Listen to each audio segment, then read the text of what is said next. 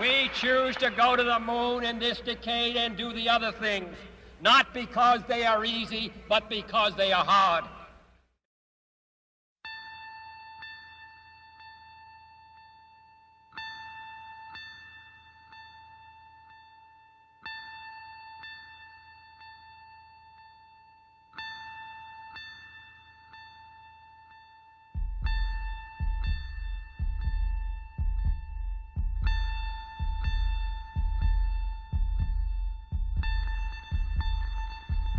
We had an expansive run in the 60s and the 70s.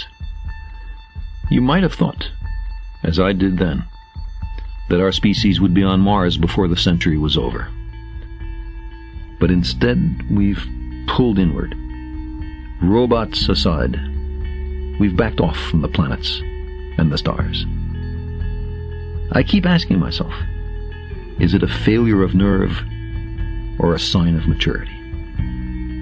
Maybe it's the most we could reasonably have expected. In a way, it's amazing that it was possible at all. We sent 12 humans on week-long excursions to the moon, missions that returned a wealth of data, but nothing of short-term, everyday, bread on the table, practical value, or at least not much.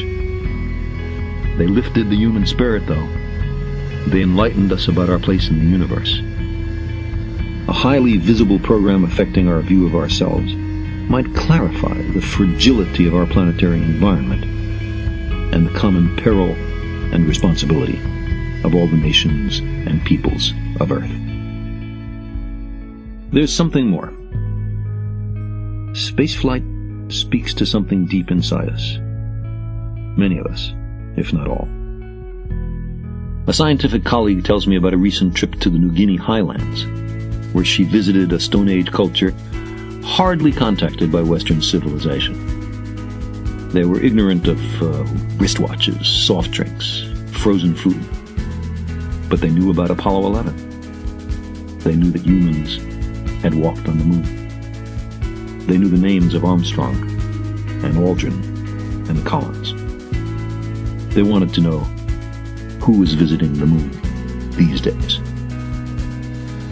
Projects that are future-oriented, that, despite their political difficulties, can be completed only in some distant decade, are continuing reminders that there will be a future.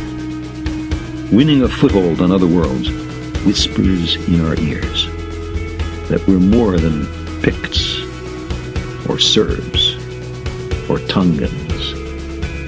We're humans. In the meantime, people everywhere hunger to understand. The idea that we've now understood something never grasped by anybody who ever lived before. That exhilaration, especially intense for the scientists involved, but perceptible to nearly everybody, propagates through the society, bounces off walls, and comes back at us.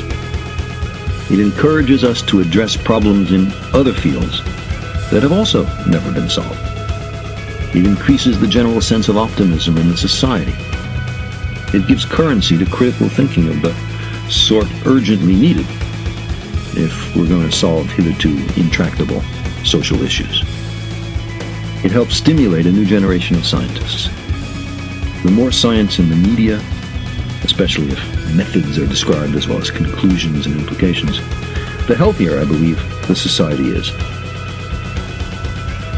There's plenty of housework to be done down here on Earth, and our commitment to it must be steadfast.